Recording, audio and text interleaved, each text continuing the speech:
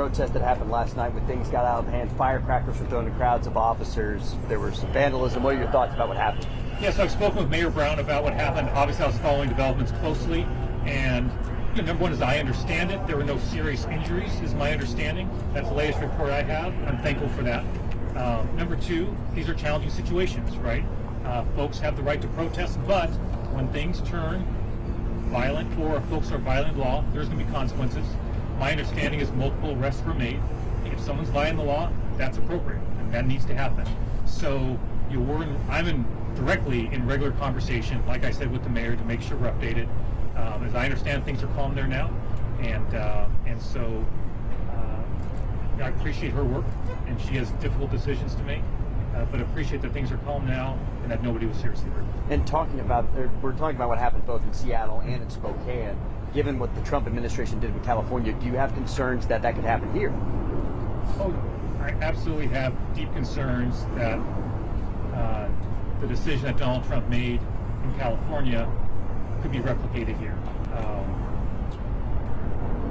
What I would add to that is there's an important hearing going on today. I think it begins at 1:30 in the Northern District of California, federal court in California, in which the state of California has filed a lawsuit against the federal government challenging the president's authority to federalize the National Guard without Governor Newsom's approval, which is an extremely important point here.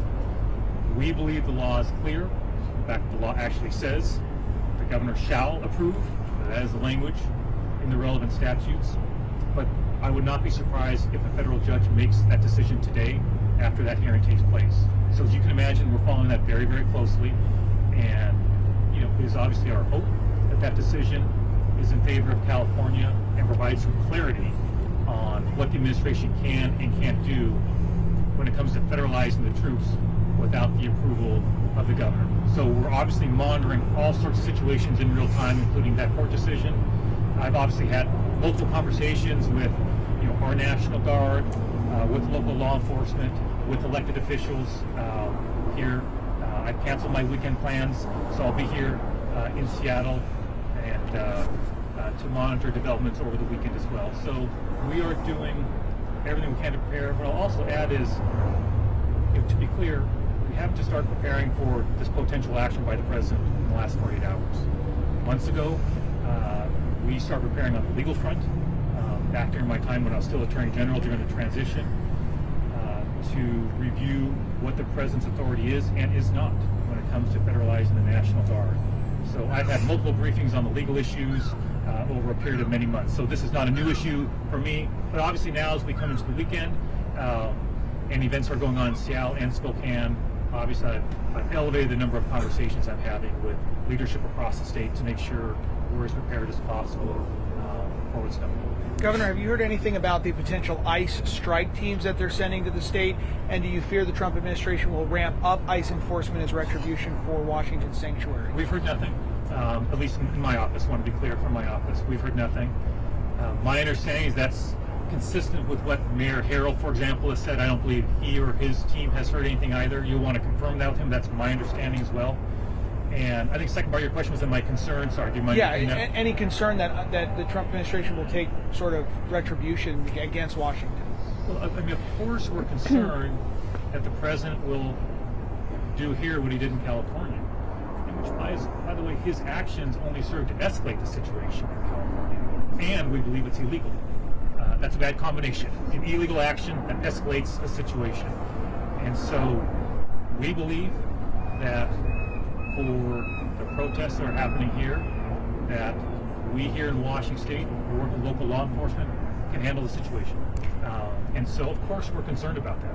And that's why I and my team were spending a lot of time working with local law enforcement, elected officials, the community, to make sure we're as prepared as possible. Governor, I want to look past the protest on Saturday, maybe even into Sunday, where we know we're going to start seeing those first World Cup games here in Seattle. Yeah. We're hearing that ICE is going to be present and staged at Lumen Field. We're already starting to see those ticket prices drop. We're hearing that these matches are struggling to be sold. Prices were at $350 for a ticket a year ago. Now, if you look on Ticketmaster, I think the lowest I saw was $30-40. Yeah. I mean, how do you react to ICE being at these games when the agencies claims that they're going to be there to keep people safe? Yeah, we have some time to prepare for that, for the World Cup, and so we will be preparing for that. Right now, I'm focused on what's in front of us right now. We have a situation in California, and there are concerns that situation may be replicated here in Washington State. So right now, that's what we're focused on. We are, of course, having ongoing conversations in general about what the administration is doing, including with the World Cup. But right now, my focus is on what's in front of us today, tomorrow, and over the weekend. So you don't anticipate them being here for the match on Sunday? They are not, to be clear, I'm not getting communication from the federal government what they're doing. I want to be very clear about that. So, but we, of course, are very focused on the days ahead of us and making sure we're doing everything we can to ensure the president does not take any illegal action here in Washington State. I mean, regular communication, as you might imagine, with our AG's office about this as well. And so we're taking all the right approaches to make sure we're having conversations with the community, public safety leaders, and elected officials as well. Is it safe to say that you haven't seen a negative impact on the matches, on the games being sold? I mean, leading up to the World Cup. I mean, the matches start this Sunday, and then we have a couple matches the 17th and so forth the rest of the month. So you haven't seen a negative impact? I can't speak to whether there's been a negative impact or not, right? What I can speak to is what we are doing to prepare for what's going on right now in real time with the federal administration and what's happening in California and events here in Seattle and Spokane as well, and that's our focus. Governor, have you been in conversation with the mayor of Spokane? I have. Regarding the protest last night. Can you share with us conversation? Well, I'll keep that between me and her, and feel free to ask her if she wants to share that. But obviously, I know Mayor Brown very, very well, have a good deal of respect for her, and had seen her when I was in Spokane earlier this week, for example, as well.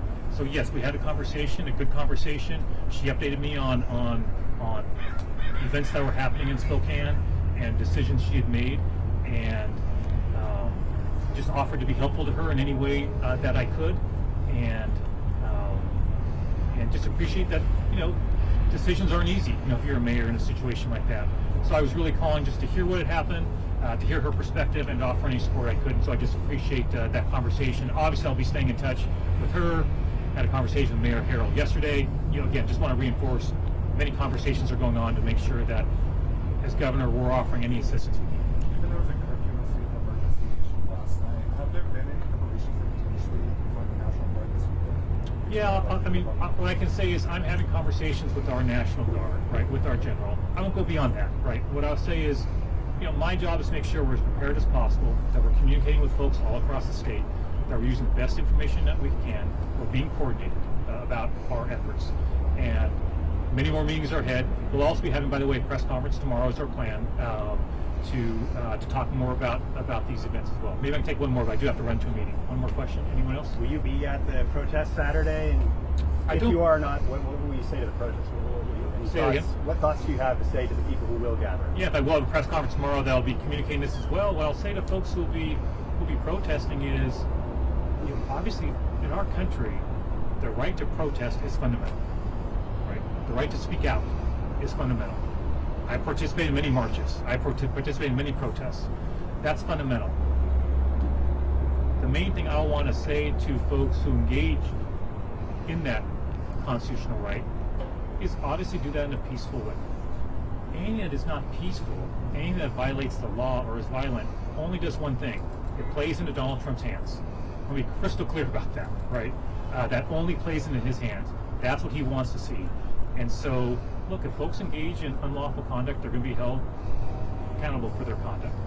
But they should know all they are doing is helping out Donald Trump. And so that's my message today. That'll be my message tomorrow. And that'll be my message going forward. But again, I want to underscore the importance of peaceful protest, how important that is in our democracy. And I support that. And but want to make sure folks do that in the right way. And that's why we'll be talking about that again tomorrow. And you won't join them? I honestly just I don't know yet at this point. All I know is I've canceled my plans to go to my daughter's softball tournament out of state. I rarely miss a game, but I'm going to be here. But I haven't. That decision I just made earlier this week, so I wasn't planning going anywhere because I was going to be watching softball. But I'll be here now instead. But I haven't made any decisions beyond that. As you can imagine, it's a busy time.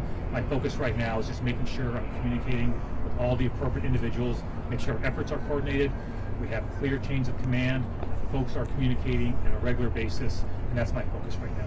Do you Thanks worry, so though, much. if you bring the National Guard involved, you've had conversations, Yeah. we've seen what's going on in California, do you worry if the National Guard does get involved, could things escalate even more?